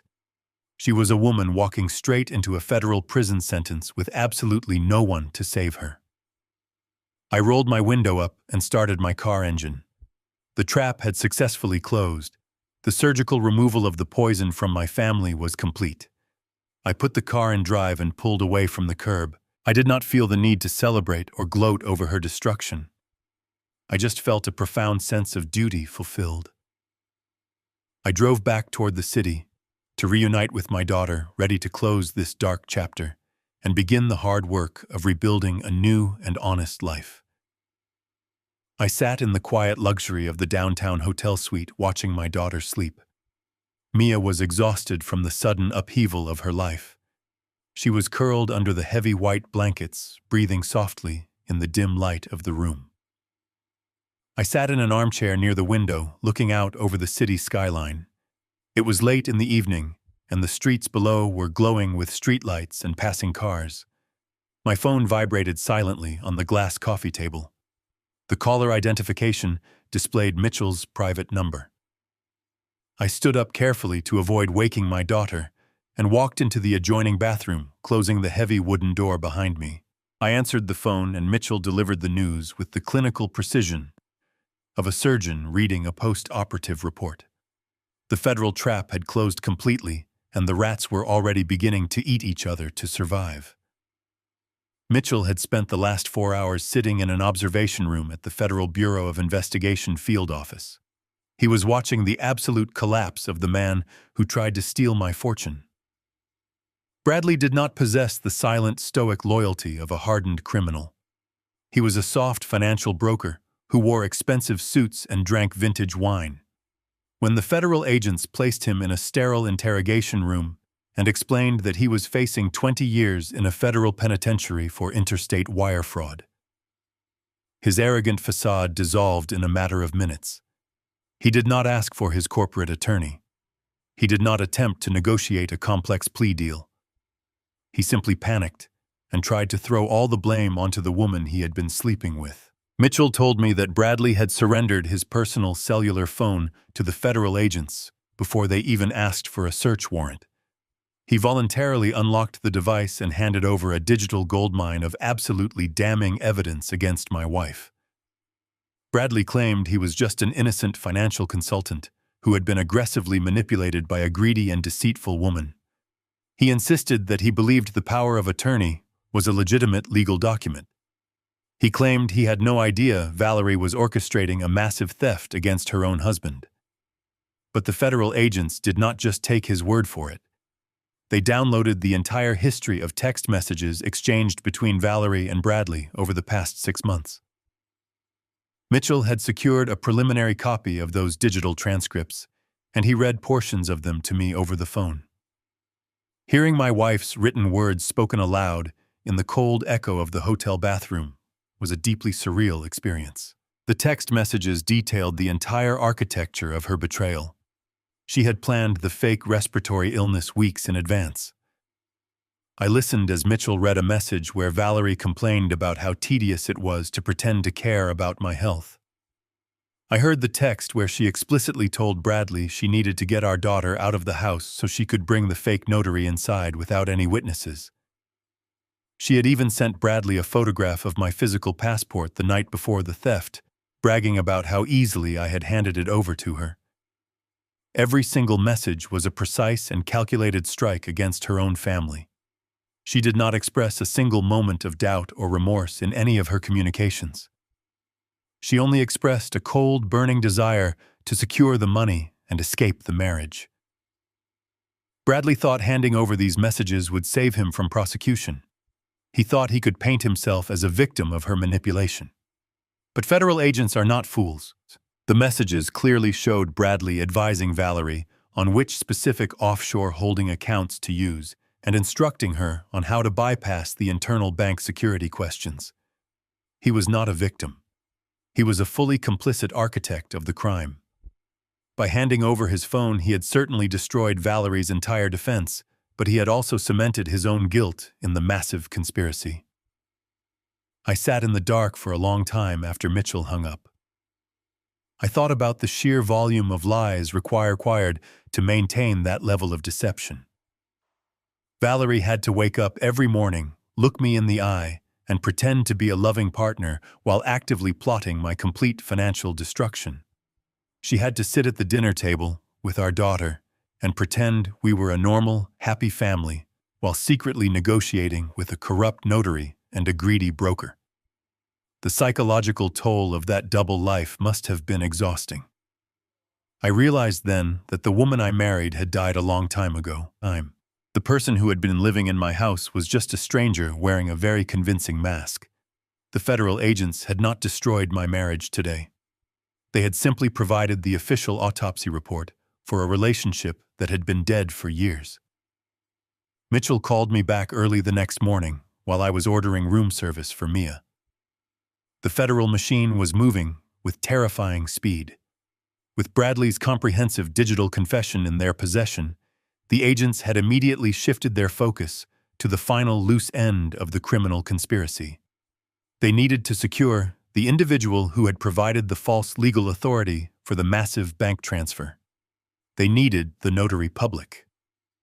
The woman who had sat in my in-laws' living room and stamped the forged documents was a licensed state official. Her name was attached to the fraudulent paperwork sitting in the bank vault.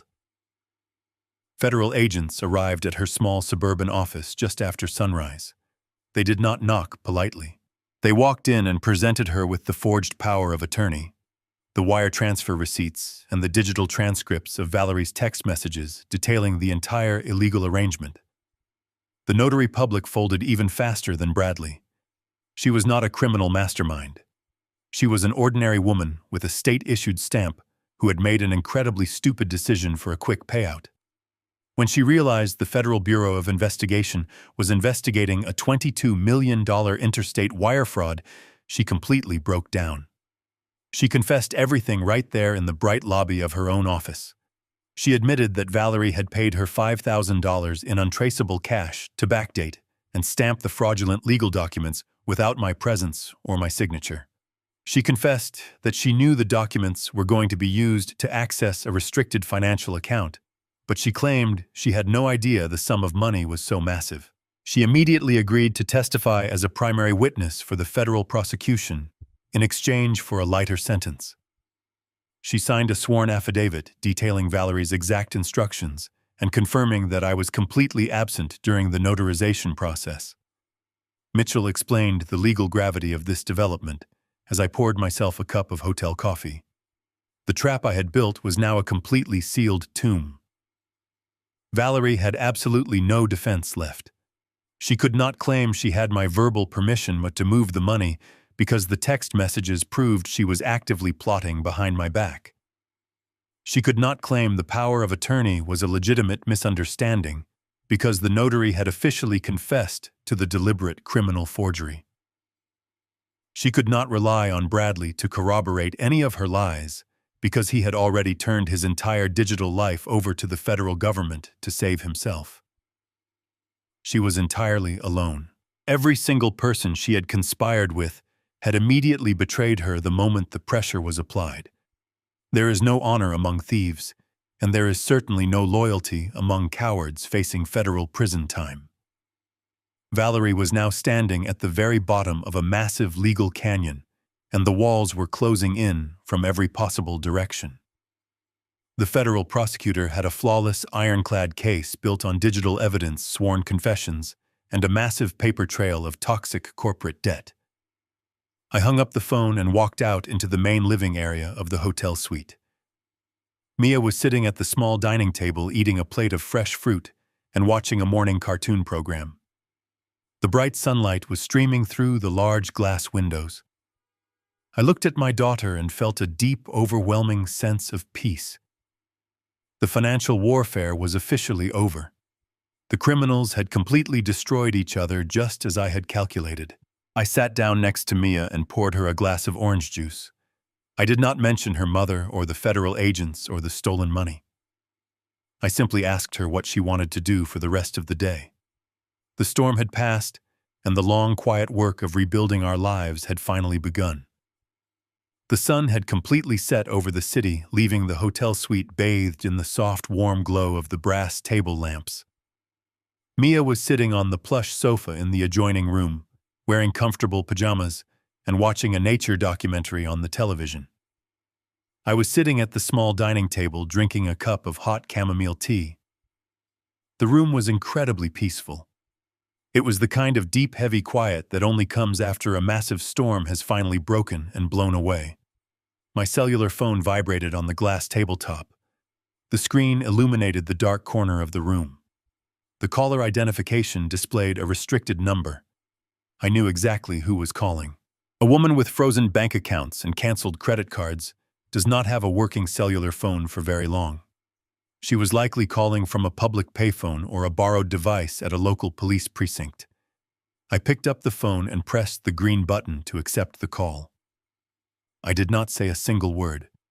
I simply held the device to my ear and waited for her to speak. The sound of frantic, heavy sobbing filled the tiny speaker. It was not the elegant, calculated crying of a woman trying to manipulate a social situation. It was the ugly, breathless gasping of a person who had just realized she was completely and utterly destroyed. Valerie forced my name out between her heavy sobs. She begged me not to hang up the phone. She told me she was standing outside a bus station in the pouring rain.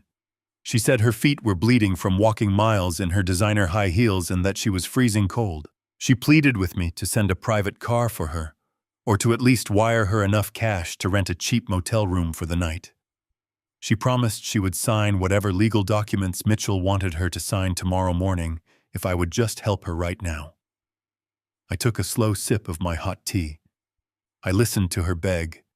The woman who had proudly plotted to leave me completely bankrupt and alone just 24 hours ago, was now asking me to rescue her from the direct physical consequences of her own actions. She shifted her strategy when I did not respond to her physical suffering. She tried to play the role of the tragic and remorseful wife. She blamed the entire criminal operation on Bradley. She cried into the telephone, claiming the young broker had manipulated her mind and convinced her that I was secretly hiding marital money from her. She swore she never truly wanted to hurt me and that she had just made a terrible, foolish mistake in a moment of extreme emotional weakness. She begged for my absolute forgiveness. She asked me to remember the 15 years we had spent together building a home. She pleaded with me to call the federal authorities and tell them it was all a big misunderstanding so she could avoid going to a federal prison. I let her speak until she completely ran out of breath. I wanted her to hear the absolute hollow silence on my end of the line. I wanted her to understand that her words had absolutely no power over me anymore. When she realized her apologies were hitting a solid brick wall, she panicked and reached for the absolute lowest weapon she possessed. She brought our daughter into the conversation. Valerie's voice turned shrill and desperate. She told me I was being a cruel monster. She said I could not keep Mia away from her mother.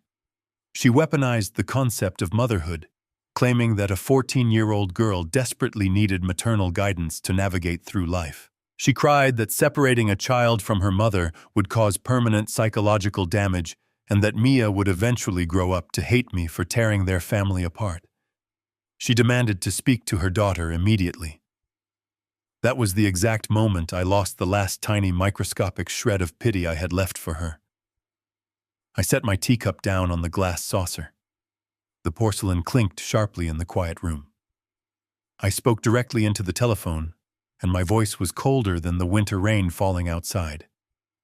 I told Valerie to stop using my daughter's name as a shield to protect herself from a federal indictment.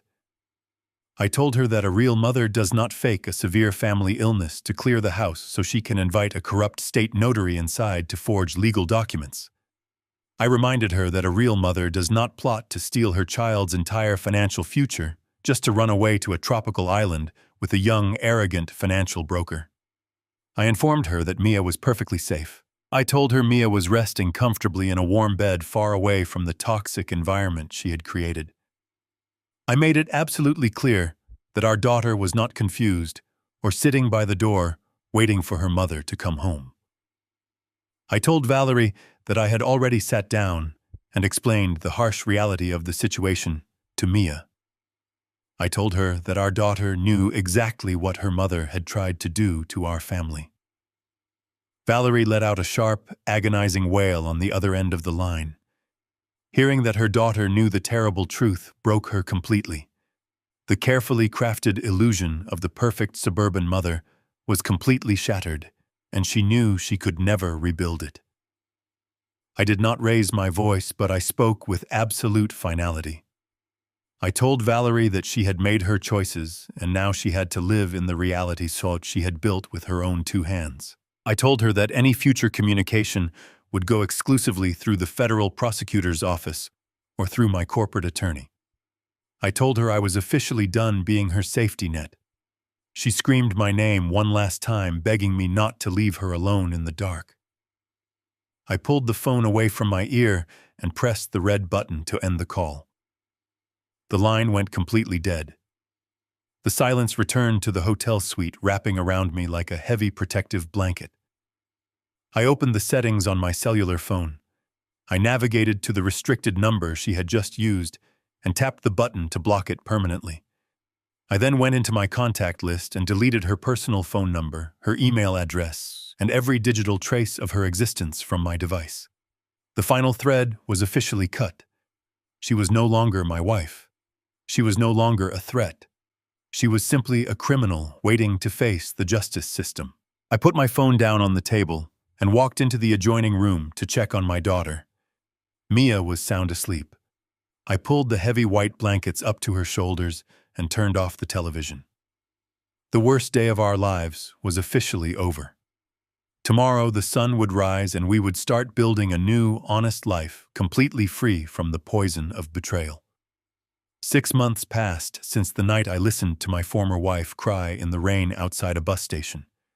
The wheels of the American justice system turn with a slow and terrifying, absolute certainty. I spent those 6 months entirely focused on helping my daughter heal, while my corporate attorney Mitchell navigated the complex legal machinery on my behalf. Today was the final conclusion. I walked up the wide marble steps of the federal courthouse in the city center. The autumn air was crisp and cold, reflecting the clinical nature of the business I was there to witness. I was not required to testify. The documentary evidence and the sworn confessions were so overwhelming that a lengthy public trial was completely unnecessary. I was simply there to watch the final pieces of my old life officially detach and fall away. The federal prosecutor had systematically dismantled the entire criminal conspiracy. I sat in a heavy oak pew in the back of the courtroom and watched the proceedings unfold with detached observation. Bradley was the first to face the judge. Because he had cowardly surrendered his cellular phone and provided the digital transcripts of his conspiracy, he avoided a lengthy federal prison sentence. However, the leniency of the criminal court did not save him from absolute civil and professional destruction. The federal judge read the comprehensive list of his penalties into the official record. The Securities and Exchange Commission formally stripped Bradley of every single financial license he possessed. He was permanently barred from ever working trading or consulting in the financial sector for the rest of his natural life. Furthermore, the commercial lending institution had successfully sued him for the enormous legal fees and the operational costs associated with the fraudulent $22 million margin loan transfer. He was ordered to pay a massive sum of financial restitution that completely drained his personal accounts. Bradley stood before the judge wearing a cheap, ill-fitting suit that hung loosely on his frame. He looked exhausted and entirely hollowed out. He had declared personal bankruptcy just 3 weeks prior. He walked out of the courtroom carrying a small plastic folder, a man who had traded his lucrative career and his entire reputation for a desperate illusion of wealth. He was completely erased from the financial world. Then the heavy wooden door on the side of the courtroom opened, and the federal marshals escorted Valerie into the room. She was wearing a standard-issued khaki prison uniform. Her wrists were secured in heavy metal handcuffs attached to a chain around her waist. She walked with her head bowed and her shoulders slumped forward under the crushing weight of her reality. She did not look around the room. She did not look at me. She simply stared at the polished wooden floor. Because her co-conspirators had completely turned against her, Valerie had absolutely no leverage to negotiate a favorable plea agreement. She was the primary architect of the entire fraud. She had forged the power of attorney. She had orchestrated the fake illness. She had physically presented the stolen passport to the bank teller. The federal prosecutor charged her with aggravated identity theft, criminal forgery, and interstate wire fraud. Facing a maximum penalty of over 20 years in a federal penitentiary, her public defender had strongly advised her to accept a binding plea deal. The judge asked her to state her name for the record. Her voice was incredibly small and frail. It was completely stripped of the arrogant confidence she had carried into that French restaurant 6 months ago. She verbally accepted the terms of the plea agreement, acknowledging her complete guilt in front of the federal magistrate. The judge did not offer her a single word of sympathy. He looked down from his elevated bench and delivered a harsh lecture on the devastating nature of financial betrayal and family destruction. He struck his heavy wooden gavel and officially sentenced her to serve 60 months in a minimum security federal correctional institution. 5 full years of her life were instantly erased by the strike of that hammer. The marshals guided her away from the defense table. For a brief second, as she turned toward the side exit, she lifted her head, and our eyes finally met across the crowded courtroom. There was no anger left in her expression. There was only a deep, hollow emptiness. I did not smile. I did not nod. I maintained a completely blank and stoic expression. I watched the heavy metal door close softly behind her, sealing her fate and physically removing her from society. The criminal consequences were severe, but the civil fallout in family court was equally absolute. Mitchell had orchestrated the divorce proceedings with the same ruthless efficiency he applied to corporate warfare, because Valerie was officially a convicted federal felon who had actively attempted to steal and launder the primary marital assets. She completely forfeited any legal right to a standard division of property. The emergency protective order Mitchell secured on the very first day of the crisis was made completely permanent by the family court judge. The divorce decree was finalized strictly on my terms. I retained 100% ownership of my commercial real estate warehouses. The liquid capital remained safely locked away in the impenetrable generation-skipping trust I had built for my daughter. Valerie was granted absolutely no spousal support. She was awarded no alimony. The court ruled that her criminal actions constituted severe marital and financial abuse, thereby legally disqualifying her from receiving a single dollar of my hard-earned wealth. She was legally entitled to nothing more than the clothing and personal items she had left behind in the house, which Mitchell had already packed into cheap cardboard boxes and shipped to her public defender's office. The final and most crucial battle took place regarding the custody of our 14-year-old daughter. In family court, the primary directive of the judge is to ensure the absolute safety and psychological stability of the minor child. A mother serving a 5-year federal sentence for orchestrating a massive financial crime against the family unit possesses absolutely zero legal standing to demand parental rights. The judge reviewed the transcripts of the text messages where Valerie explicitly plotted to manipulate her daughter to facilitate the forgery. The court recognized the severe emotional danger she posed to Mia. I was awarded sole physical and legal custody of Mia in a completely uncontested ruling. Valerie was stripped of all decision-making authority regarding my daughter's education, medical care, and daily life. Furthermore, the judge denied any mandatory visitation rights during Valerie's incarceration. The court mandated that any future contact between Valerie and Mia could only occur if Mia explicitly requested it, and only under the strict supervision of a court-appointed family therapist. I had successfully built a permanent legal fortress around my child. I walked out of the federal courthouse and stepped into the bright midday sun. The air felt incredibly clean. I walked down the marble steps and unlocked my car.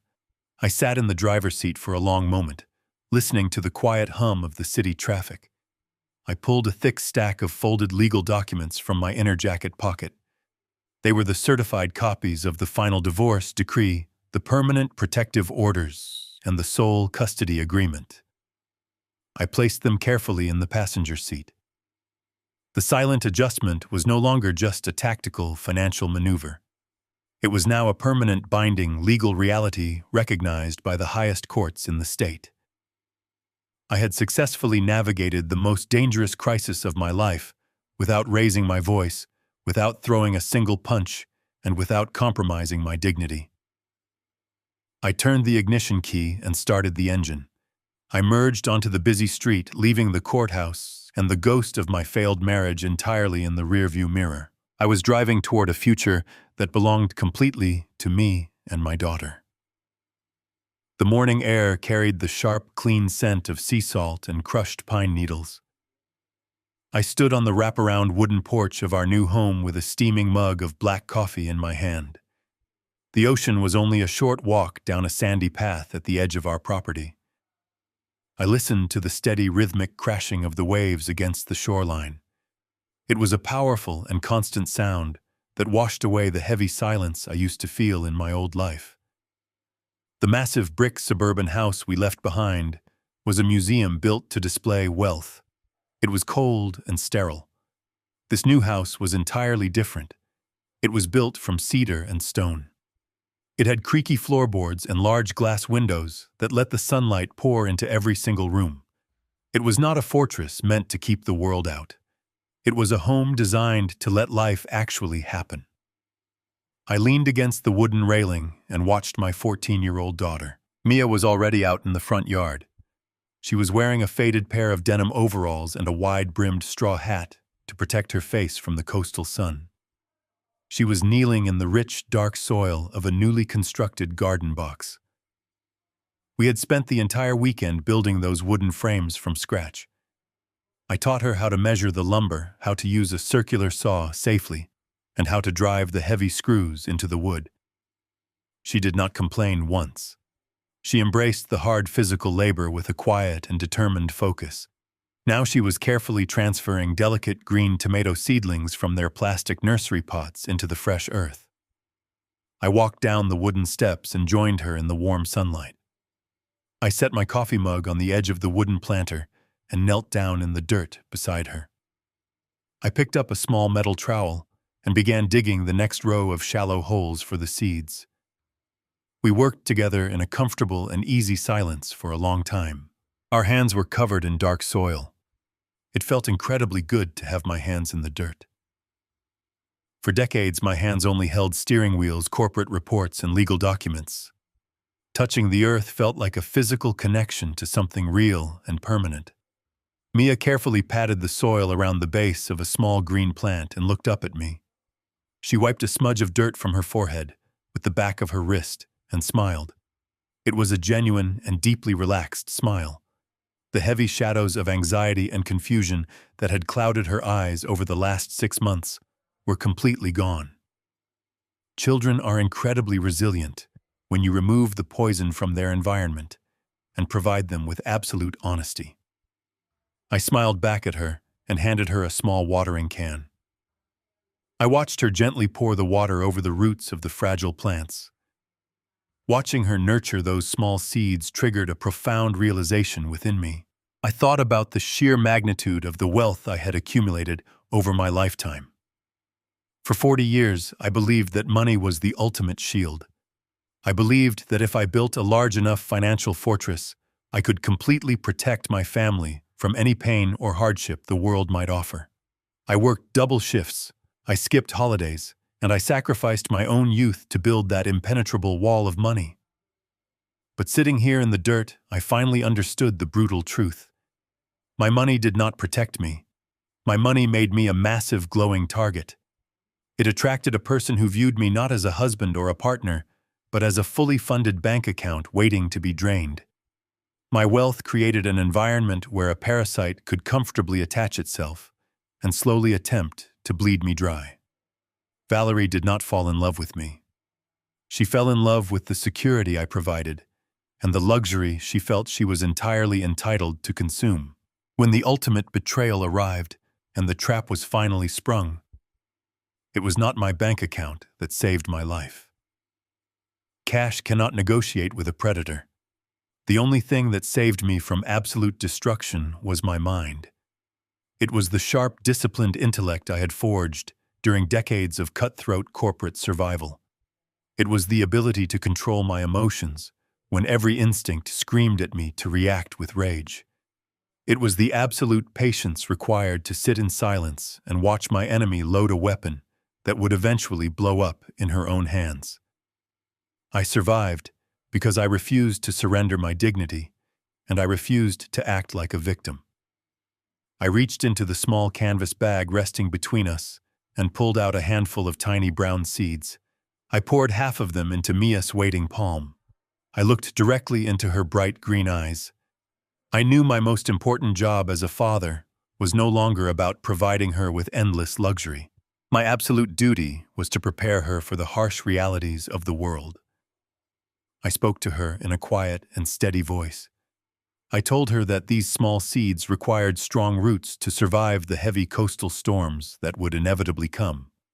I told her that human beings are exactly the same.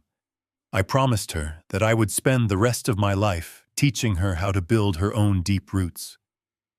I told her I was going to teach her how to read a financial ledger, how to negotiate a contract, and how to recognize a lie hidden behind a beautiful smile. I wanted her to understand the absolute value of hard, honest work. I wanted her to experience the deep satisfaction of building something with her own 2 hands, just like these garden boxes. I explained to her that true independence is the most valuable currency in the world. When you can provide for yourself, when you do not need anyone else to pay your rent or buy your food, you become completely immune to manipulation. You never have to tolerate abuse because you always have the power to walk away. I told Mia that she was going to grow up to be an incredibly strong and capable woman. I promised her that she would never become a victim because she would possess the intellect and the situational awareness to see a trap before it ever snapped shut. And more importantly, I promised her that she would never become a parasite. She would never need to steal from another person because she would know exactly how to create her own success and build her own fortune. Mia listened to every single word. She did not look away from my gaze. She nodded her head with a profound maturity that made my chest swell with immense pride. She understood the weight of the lessons we had learned over the last year. She closed her small hand around the seeds and carefully pressed them into the dark soil one by one. We spent the rest of the afternoon finishing the garden. We washed our hands with a cold garden hose and sat on the wooden porch as the late afternoon sun began to sink toward the horizon. The sky exploded into brilliant shades of orange, pink, and deep purple. The coastal birds flew overhead, calling out to each other as they returned to their nests. I put my arm around my daughter's shoulders and pulled her close to my side. She rested her head against my chest. The steady sound of the ocean waves provided a perfect background to the absolute peace we finally found. The federal courtrooms, the corporate bank accounts, and the massive suburban house felt like a distant, fading nightmare. We had survived the fire and we had emerged completely intact. We were standing on our own 2 feet on our own piece of land, entirely free from deception. This was our new normal. It was smaller, it was quieter, and it required calloused hands and dirty boots. But it was entirely genuine. Every single brick in this new life was built on a foundation of absolute truth and unconditional respect. I closed my eyes and took a deep breath of the crisp, salty air. I was 71 years old, and I felt like my life was just truly beginning. Did you like my story? What would you have done if you discovered a betrayal of this massive magnitude in your own home? Let me know your thoughts and tell me which city you are watching from in the comments below. If you appreciate the way I handled the situation and protected my daughter, please hit the like button and subscribe to the channel so I can keep bringing you more stories like this. Thank you so much for your sweet support and your incredible loyalty. On the screen, you can see 2 new life stories that I highly recommend you watch next. There is so much more on my channel to explore. Do not forget to subscribe. See you in the next life story.